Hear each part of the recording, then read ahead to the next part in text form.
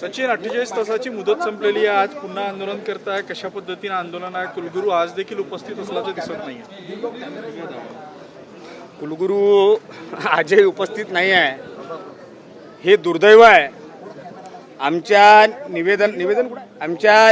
निवेदनानुसार आम्ही त्यांना 48 तास दिले होते, त्याच्यावरही दिले. काल सुट्टी होती, याच्यानंतरही म्हटलं की आम्ही त्यांना आपण काहीतरी माणुसकीच्या नात्यानं त्यांना आपण सवलत दिली पाहिजे.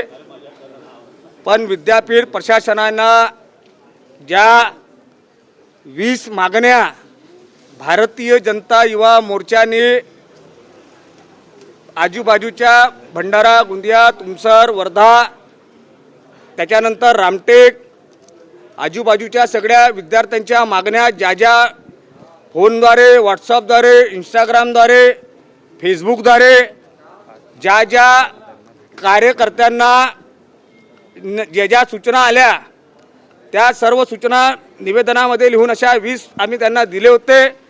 त्याच्यानंतरही कुलगुरूंनी त्याच्यावर काही केलं नाही. कुलगुरू आजही सांगितलं, बघितलं मी जाऊन स्वतः, तर त्या आजही भेटायला या ठिकाणी तयार नाही आहे. माहीत नाही त्या काय भेटायला तयार नाही आहे. दुसरी गोष्ट की दुर्दैव हे आहे की ज्या काही छोट्या छोट्या संघटना आहे,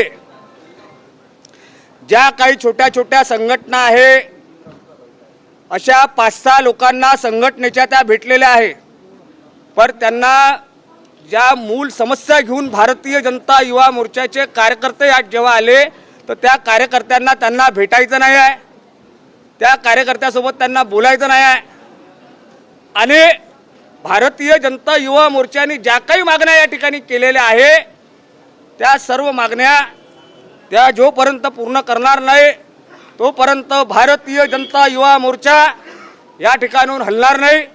आणि या ठिकाणी आम्ही 20 झाडंही त्यांना देतोय. त्या 20 झाडावर 20 समस्या ही युवा मोर्चाच्या माध्यमातून आम्ही त्यांना देतोय की किमान कुलगुरू जेव्हा आम्हाला तर त्या भेटत नाही आहे, पण जेव्हा कुलगुरू या विद्यापीठामध्ये येतील तेव्हा त्यांना ह्या 20 समस्यांची त्यांना आठवण होईल. कारण की आपण आधी जाऊन पहा, पिण्याची पाणी नाही आहे, नंबर 1. नंबर 2, आमचा एक विषय आहे, वितेडचा जो रिझल्ट आहे हा 15 दिवसाच्या आतमध्ये दिला पाहिजे. रिचेकिंगचा जो रिझल्ट आहे 8 दिवसाच्या आतमध्ये दिला पाहिजे, की जेणेकरून कोणताही विद्यार्थी ॲडमिशनपासून वंचित राहणार नाही. आणि जे काही विद्यार्थ्यांच्या सोयीसुविधा आहे त्या पूर्ण प्रकारे यांनी द्यायला पाहिजे. एक खाली काहीतरी प्रेसमध्ये यायचं आणि काहीतरी सांगायचं, आणि आपण जेव्हा जमिनी हकीकत बघतो तर त्या जमिनी हकीकतवर काही नाही आहे. आजपर्यंत कुलगुरूंनी कोणत्याही विद्यापीठात गोंदियापर्यंत नागपुराच्या एकही कॉलेजेसमध्ये कुलगुरूंनी आपली व्हिजिट केलेली नाही आहे की मूलभूत समस्या काय. बोला ना. गेल्या वेळी ज्या कुंड्या फोडल्या होत्या त्याची परतफेड करताय का? आणि आज एका प्रकारे शक्ती प्रदर्शन तुम्ही करता, मोठ्या संख्येनं कार्यकर्ते एकत्रित होतात. हे याच्यात विद्यार्थी आहे, विद्यार्थ्यांचे जेवढे मी तुम्हाला आधी सांगितलं की विद्यार्थ्यांचे जे व्हॉट्सअपवर आणि याच्यावर इंस्टाग्रामवर जेवढे मेसेज आलेले होते त्या सगळ्या मेसेजेसला बघून विद्यार्थ्यांना आम्ही बोलवलं की कारण की हे समस्या तुमची आहे, युवा मोर्चाचे कार्यकर्ते तर आहेत, पण आम्ही त्यांना म्हटलं आहे की हे समस्या तुमची आहे, तुम्हाला यावं लागेल. म्हणून विद्यार्थी आमच्यासोबत या ठिकाणी आलेले आहेत आणि सगळ्या विद्यार्थ्यांनाही आम्ही बोलवलं. आणि राहिला कुंड्यांचा विषय, तर ह्या कुंड्या जेव्हा आम्ही पहिल्यांदा आंदोलन केलं होतं त्याच्यापैकी एक काही उद्रेक विद्यार्थ्यांचा होता आणि त्या विद्यार्थ्यांनी त्या कुंड्या फोडल्या होत्या. जे काही फोडल्या असन, पण त्या विद्यार्थ्यांवर गुन्हे न दाखल करता आम्ही आपल्या स्वतःवर गुन्हे दाखल केलेले आहे. कारण की आम्हाला विद्यार्थ्यांचं करिअर खराब करायचं नाही आहे. म्हणून ते जबाबदारी आम्ही त्यांना 20 झाडं ते परतफेड म्हणून नाही करताय. आम्ही त्यांना यासाठी 20 झाडं देत आहे की जेव्हा तुम्ही याल, कारण की तुम्ही आम्हाला भेटत नाही, तुम्ही छोट्या छोट्या संघटनांना भेटताय, तुम्हाला आमच्यासाठी वेळ, तुम्ही आमच्या विपरीत विचारधारेच्या लोकांना भेटताय, तर तुम्हाला आमच्यासाठी वेळ नाही आहे. आता समजा कुलगुरू भेटला नाही तुम्हाला, तुम्ही निवेदन कोणाला देणार आहात? कुलगुरू नाही भेटले मान्य, आम्ही आमच्या पीएला निवेदन देणार आहे आणि प्रोव्हीसी असतील तर त्यांना देऊ. पण कुलगुरूंनी पण हे स्पष्ट करायला पाहिजे की ज्या एक सिंगल माणूस येतो एका संघटनेचा, एक व्यक्ती, त्यांना जाऊन त्या भेटतात.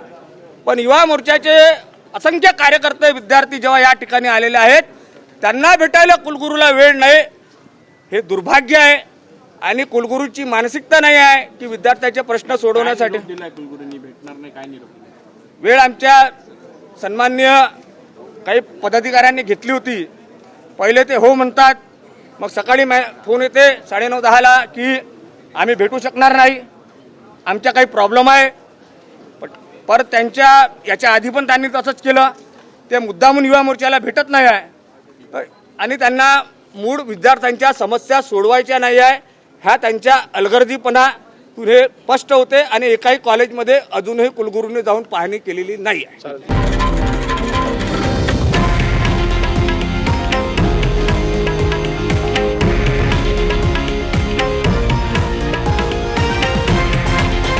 हे आहे देशातील नंबर 1 न्यूज नेटवर्क आणि आपण पाहत आहात TV9 मराठी, एकमेव.